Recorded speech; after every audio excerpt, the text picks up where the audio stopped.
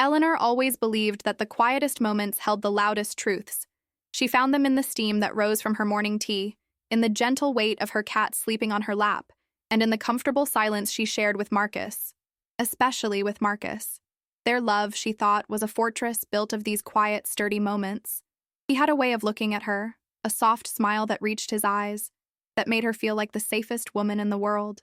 He wasn't a man of grand gestures, but of small, consistent kindnesses. Or so she believed. The memory that would later haunt her was one of those quiet afternoons. Rain was streaking down the window pane of their small, cozy home, blurring the world outside into a watercolor painting of greens and grays. She was reading a book, and Marcus was on his laptop, tapping away. He often talked about his digital investments, a world of numbers and charts that she didn't quite understand. "It's the future, Ellie," he'd say, his voice buzzing with an excitement that was both infectious and, to her, slightly foreign. A new frontier. A way for us to be truly secure. She trusted him implicitly. When he suggested they pool their savings to make a more significant investment, it felt like the natural next step. It wasn't just his money and her money. It was their money, building their future.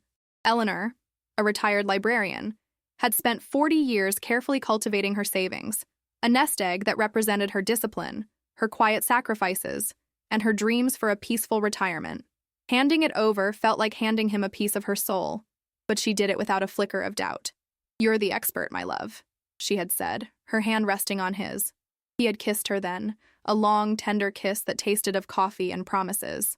"You won't regret this, Ellie. This is for us." Looking back, she would realize the signs were there, subtle as a shift in the wind. The way he'd angle his laptop screen away from her, the sudden hushed phone calls he'd take in the other room. At the time, she dismissed it as his need for focus. He was working for their future after all. The trust she had in him was a warm, heavy blanket, and it insulated her from the cold chill of suspicion. He would often come to her, showing her charts on his screen that were a confusing jumble of green and red lines. "See, it's growing," he'd say, pointing to an upward spike. "We're doing great." She'd smile and nod, her heart swelling with pride and security. He was her rock, her partner, her expert. The first crack in the fortress appeared on a Tuesday. It was a mundane detail, a letter from her bank about an account she thought had been closed. An old savings account she'd kept for emergencies, one she hadn't touched in years. The letter was a simple statement, but the balance was zero. She frowned. That wasn't right. She remembered having a few $1,000s in it, a last resort forgotten in the comfort of her new life with Marcus. She called the bank, a knot of unease tightening in her stomach. The customer service representative was polite, professional. "Yes, ma'am," the voice said on the other end of the line. "The funds were transferred out 6 months ago. An online transfer." Eleanor's breath hitched. 6 months ago. That was right after she had given Marcus access to her main accounts. It was supposed to be for the big investment, for their future, not for this little forgotten account. "Are you sure?" she asked, her voice a little shaky. "Yes, ma'am. Transferred to an external account." A cold dread began to seep into the room, more chilling than the autumn air outside. It was a small amount compared to the life savings she had entrusted to him, but it was the secrecy that felt like a stone in her shoe. Why wouldn't he have mentioned it? It was probably nothing, she told herself. An oversight. A simple mistake in the grand scheme of their finances. She would just ask him when he got home. The fortress of their love was still standing, she assured herself. It would take more than a small crack to bring it down.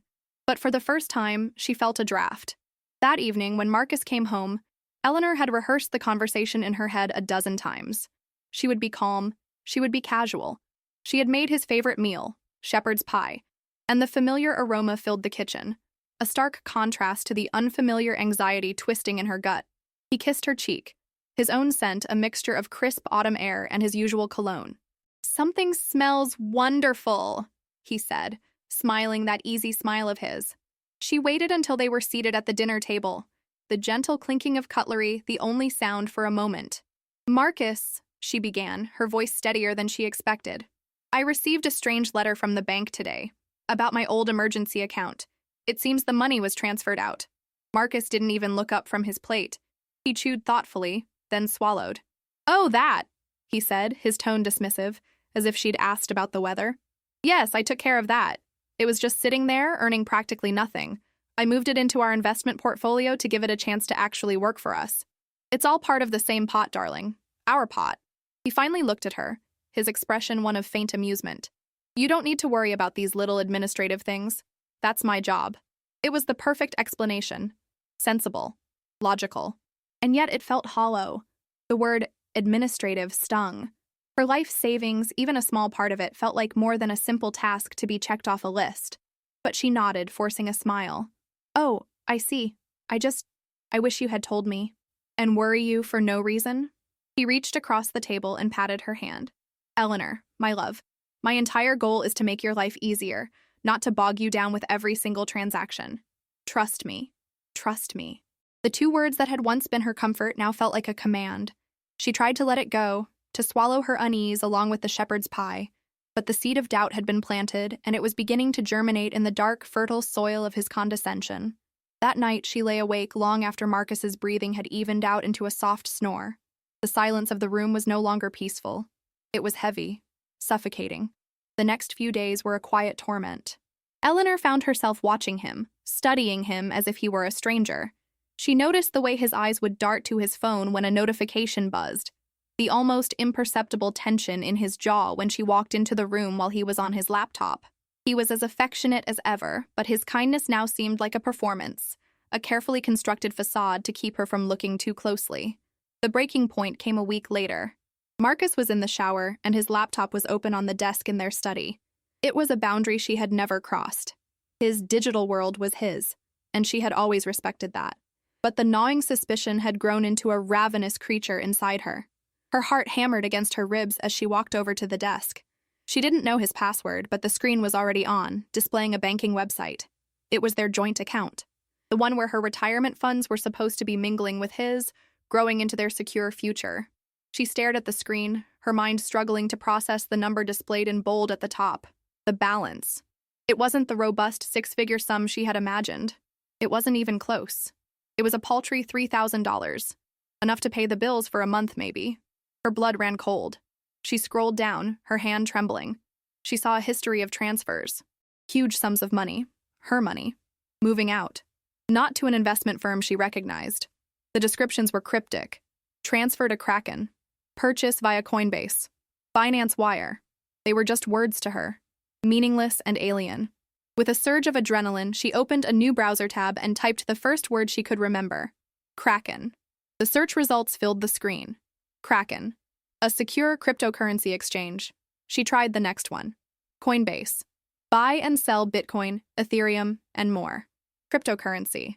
The word echoed in her mind, the one he had used with such excitement. It's the future, Ellie. But this wasn't a shared future. This was a theft. He hadn't invested their money. He had taken it. He had drained her life's work, every penny she had saved, and moved it into a shadowy digital world she couldn't access or understand.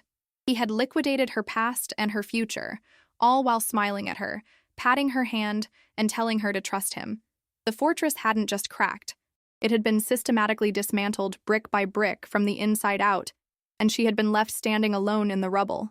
The quiet truth she had once cherished had become a screaming, deafening lie. The sound of the water stopping in the bathroom was like a starting pistol. Eleanor's body moved with a mechanical numbness. She closed the laptop, her fingers leaving no print on the smooth, cold surface. She walked back to the kitchen and sat at the table, the half-eaten plate of shepherd's pie a grotesque monument to a life that had ended just minutes ago. Her home, once a sanctuary of comfort, now felt alien, a meticulously crafted stage set for a play in which she had been the unknowing fool.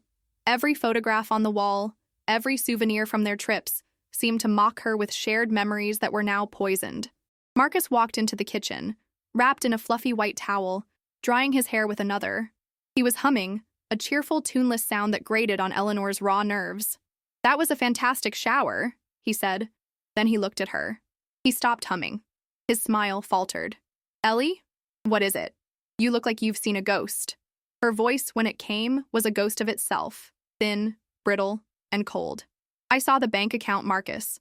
For a split second, she saw true panic flash in his eyes, a fleeting, unguarded reaction, before the mask of calm condescension slipped back into place. He sighed, a theatrical sound of exasperation.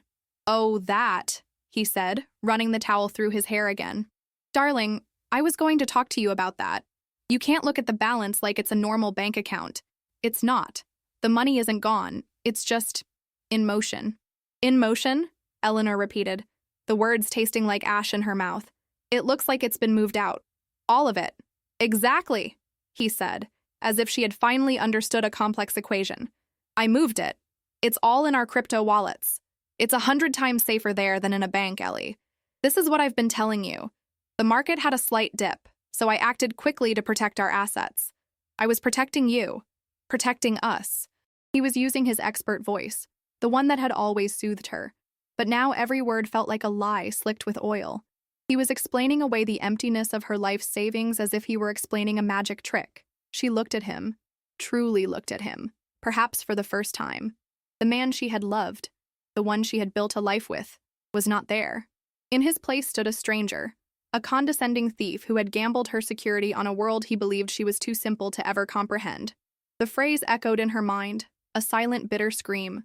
She'll never notice. It wasn't just about the money. It was about her. He had deemed her unnoticeable, an irrelevant, trusting fool. You didn't protect our assets, Marcus, she said, her voice gaining a frightening clarity, a strength born of absolute devastation. You took my money, my savings, the money my parents left me, the money I worked 40 years to earn. You took it, and you hid it in a place you thought I would never, ever be able to find. His face hardened. The gentle, loving husband vanished, replaced by an angry, defensive man. That is not fair. I did this for us, for our future. You're being hysterical because you're looking at a number on a screen you don't understand. This is how wealth is built in the 21st century, Eleanor, not by letting money rot in a savings account. You'll be thanking me when we're rich. I don't want to be rich, she whispered, the words trembling with the force of her broken heart. I wanted to be safe. With you. This is safe, he shot back, his voice rising. Safer than your outdated ideas. I can't believe this. I do all this work, all this research for you, for us, and this is the thanks I get? Accusations?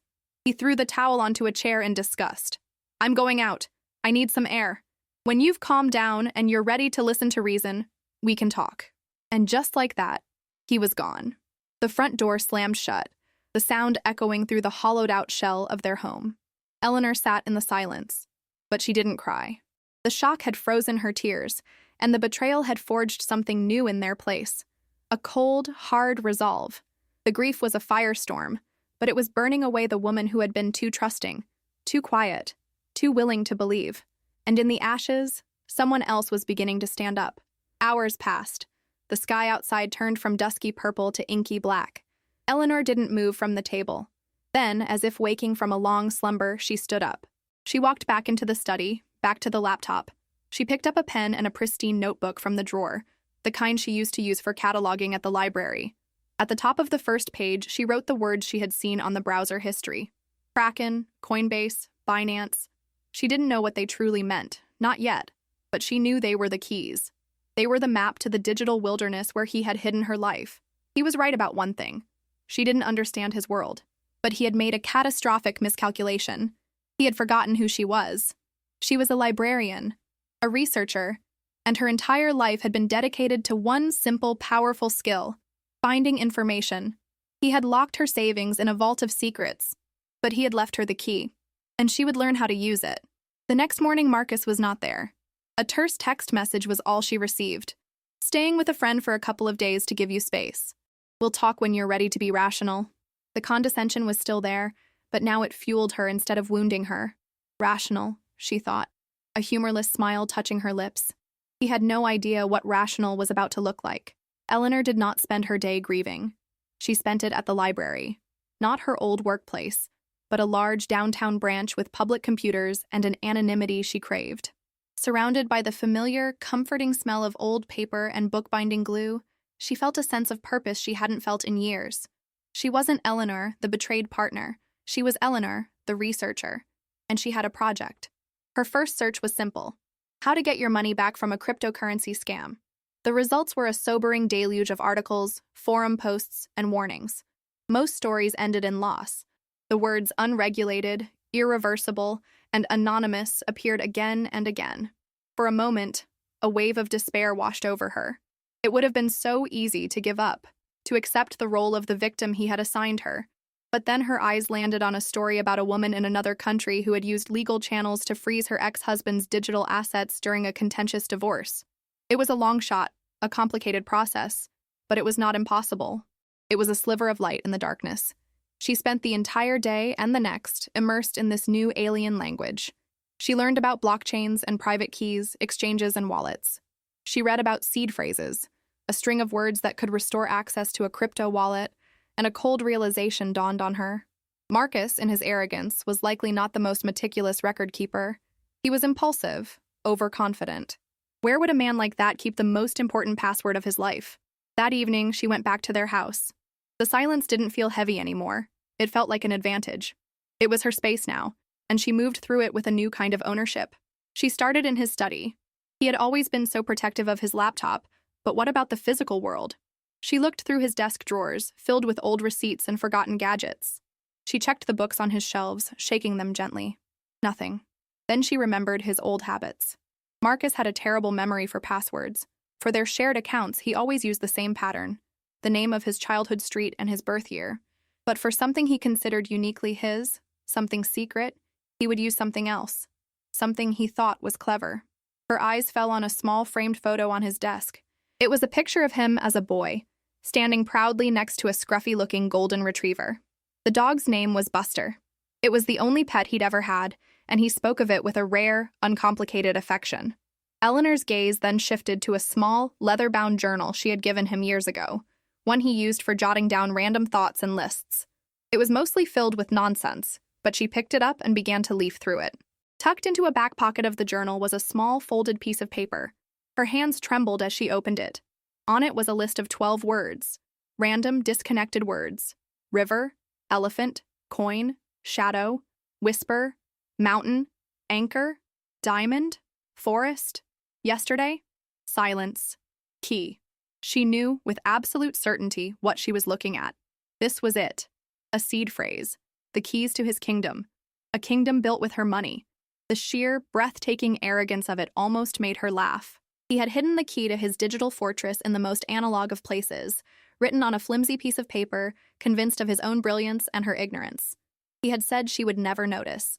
He had never imagined she would look. Eleanor took out her phone and photographed the piece of paper. She then folded it carefully and tucked it back exactly where she had found it. She left no trace. Her plan was beginning to form, no longer a desperate hope, but a clear, calculated strategy. It was terrifying. It required a leap into a world she didn't belong to. But the alternative, letting him get away with it, was simply not an option. The final piece of her research puzzle was figuring out where he was holding the bulk of the crypto. His transfers showed activity on several exchanges, but where was the main vault? She thought about Marcus, his personality, his ego. He wouldn't be satisfied with a standard, well-known platform like Coinbase for his main prize. He'd want something that felt more exclusive, more sophisticated. She remembered a name he'd mentioned once, months ago, bragging about its low fees and advanced trading options: Binance. Armed with the 12 words and a target, Eleanor felt a surge of power that was dizzying. It wasn't about revenge, it was about justice. It was about taking back not just her money, but her self-respect. He had frozen her out of her own life. Now she was going to do the same to him. But she wouldn't do it by asking him. She wouldn't confront him again. She would do it silently, efficiently, and without warning. She would do it like a librarian cataloging a book, finding it, labeling it, and putting it in its proper place. Eleanor did not execute her plan from the house that was once her home. She couldn't. That space was tainted with his memory, his lies. Instead, she booked a small, anonymous hotel room for one night. It was clean, impersonal, and faced a brick wall. It was perfect. Using the hotel's secure Wi-Fi, she opened her laptop, her heart a steady, determined drum against her ribs. The fear was still there, a cold knot in her stomach, but it was overshadowed by a resolute calm. She navigated to the Binance website. It was a dizzying wall of flashing numbers, charts, and jargon that would have sent her running just a week ago. But now she saw it for what it was, just a system with rules, and she had the key. She found the Recover Wallet option. A box appeared on the screen asking for a 12-word seed phrase. With meticulous care, she typed the words from the photograph on her phone: river, elephant, coin, shadow, whisper, mountain, anchor, diamond, forest, yesterday, silence, key. She clicked Submit. For a terrifying moment, the screen simply showed a loading symbol. The knot of fear in her stomach tightened. What if she was wrong? What if he had another layer of security? What if the words were for something else entirely? And then, the page loaded. It was all there. Her breath caught in her throat. The number at the top of the screen glowed in green, a figure so large it seemed unreal. It was more money than she had ever possessed. Swollen by market gains he had clearly been gloating over in secret.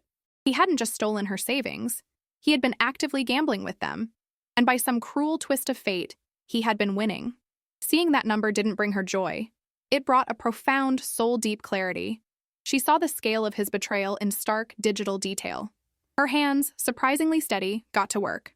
She had spent the last 2 days practicing this part on dummy accounts, learning the steps until they were second nature. Create a new wallet. A secure one, under her name, protected by a new seed phrase only she would ever know. Transfer funds. She didn't hesitate. She clicked Select All, and with a final resolute click, she confirmed the transfer. The transaction was instant and irreversible. She watched as the glowing green number in Marcus's wallet drained, second by second, until it reached 0. And then, for good measure, she changed the password. Not to lock him out, but as a final, symbolic act. A full stop at the end of a terrible chapter. She closed the laptop. The silence of the hotel room rushed back in. It was done. She hadn't screamed. She hadn't cried. She had simply, quietly, and completely taken her life back. The money in her new secure wallet was important, yes. It was her security, her future. But the feeling that washed over her was something far more precious. It was the feeling of power. Not power over him, but power over herself. She had faced the dragon of the modern age, the bewildering world of technology and finance. And she had not just survived, she had won. 2 days later, the text messages began. The first was simple confusion. Ellie, something's wrong with the account. Can't log in. Did you do something? She didn't reply. An hour later, the panic set in. Eleanor, this isn't funny. The password isn't working. I need to get in there. The market is moving. Silence. Then came the rage. A torrent of furious, misspelled messages accusing her of ruining them, of destroying their future. He called her a fool, a vindictive old woman. He told her she didn't understand what she had done. And in that, he was still wrong. She understood perfectly. She blocked his number. Months have passed. Eleanor lives in a small apartment by the sea now. It is a place filled with light and the sound of the waves. She has her cat, her books, and her peace. She is comfortable, secure, and for the first time in a very long time, she is utterly, completely free. The money is there, managed wisely now by a professional she vetted with the meticulousness of a seasoned researcher. But it is not the source of her happiness. Her happiness comes from the quiet moments, just as it always had. But now, they are truly hers. The truth she finds in the steam of her morning tea is not about love or trust in another, but in herself. It is the truth of her own resilience. Her story became a quiet legend, shared in online forums for people who had been scammed and left hopeless. She never revealed her name, but she offered advice. She told them that knowledge is power, that being underestimated is a secret weapon, and that there is a strength inside all of us that we often don't recognize until we are tested. Eleanor's journey is a powerful reminder that our strength doesn't diminish with age. Sometimes the deepest betrayals can uncover a courage we never knew we had. It's a story about adapting, about learning, and about refusing to be a victim in the story of your own life. We hope this story touched your heart.